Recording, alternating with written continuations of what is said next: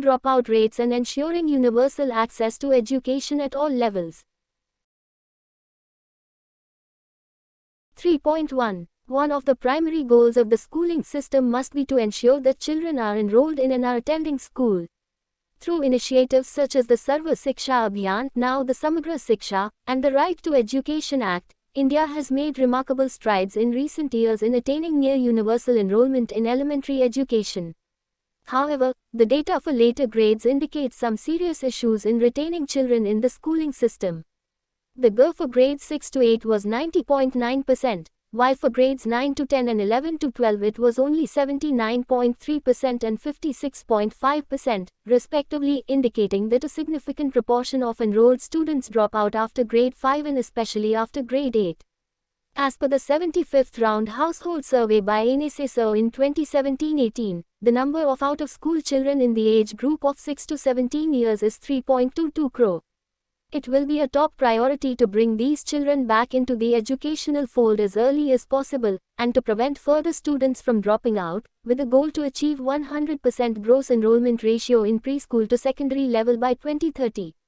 A concerted national effort will be made to ensure universal access and afford opportunity to all children of the country to obtain quality holistic education including vocational education from preschool to grade 12.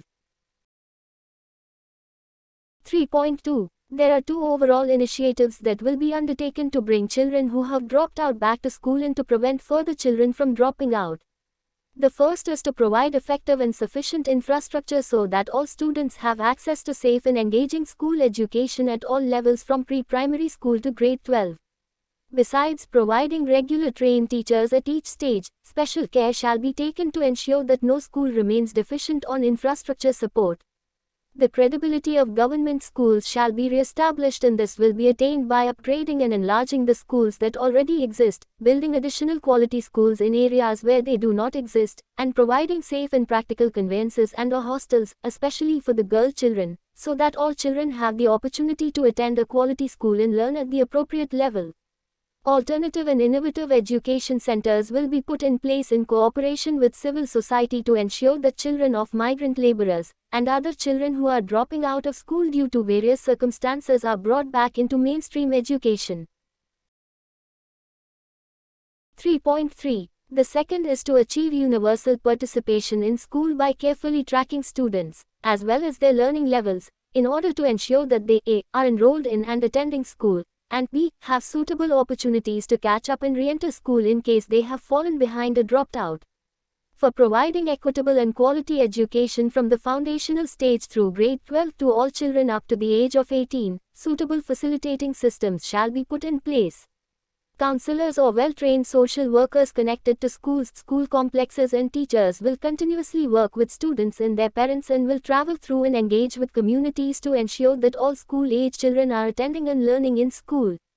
Trained and qualified social workers from civil society organizations, departments of social justice and empowerment and government functionaries dealing with empowerment of persons with disabilities at the state and district level could be connected to schools through various innovative mechanisms adopted by state UT governments to help in carrying out this important work. 3.4. Once infrastructure and participation are in place, ensuring quality will be the key in retention of students, so that they, particularly girls and students from other socio-economically disadvantaged groups, do not lose interest in attending school. This will require a system of incentives for deploying teachers with knowledge of the local language to areas with high dropout rates, as well as overhauling the curriculum to make it more engaging and useful. 3.5. To facilitate learning for all students, with special emphasis on socio-economically disadvantaged groups, SEDGs, the scope of school education will be broadened to facilitate multiple pathways to learning involving both formal and non-formal education modes.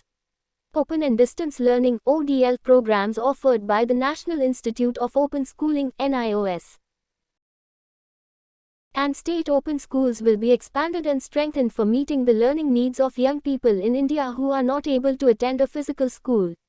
NIOS and state open schools will offer the following programs in addition to the present programs: A. B and C levels that are equivalent to grades 3, 5, and 8 of the formal school system, secondary education programs that are equivalent to grades 10 and 12, vocational education courses programs, and adult literacy and life enrichment programs.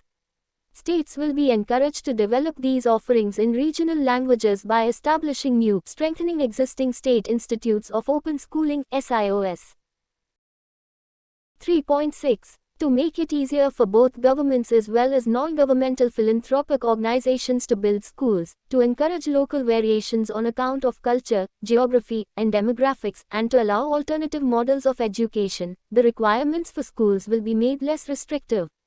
The focus will be to have less emphasis on input and greater emphasis on output potential concerning desired learning outcomes.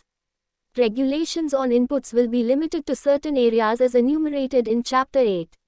Other models for schools will also be piloted, such as public philanthropic partnerships. 3.7. Efforts will be made to involve community and alumni in volunteer efforts for enhancing learning by providing at schools, one-on-one tutoring, the teaching of literacy and holding of extra health sessions, teaching support and guidance for educators, career guidance and mentoring to students, etc. In this regard, the support of active and healthy senior citizens, school alumni and local community members will be suitably garnered. Databases of literate volunteers, retired scientists, government, semi-government employees, alumni, and educators will be created for this purpose. 4. Curriculum and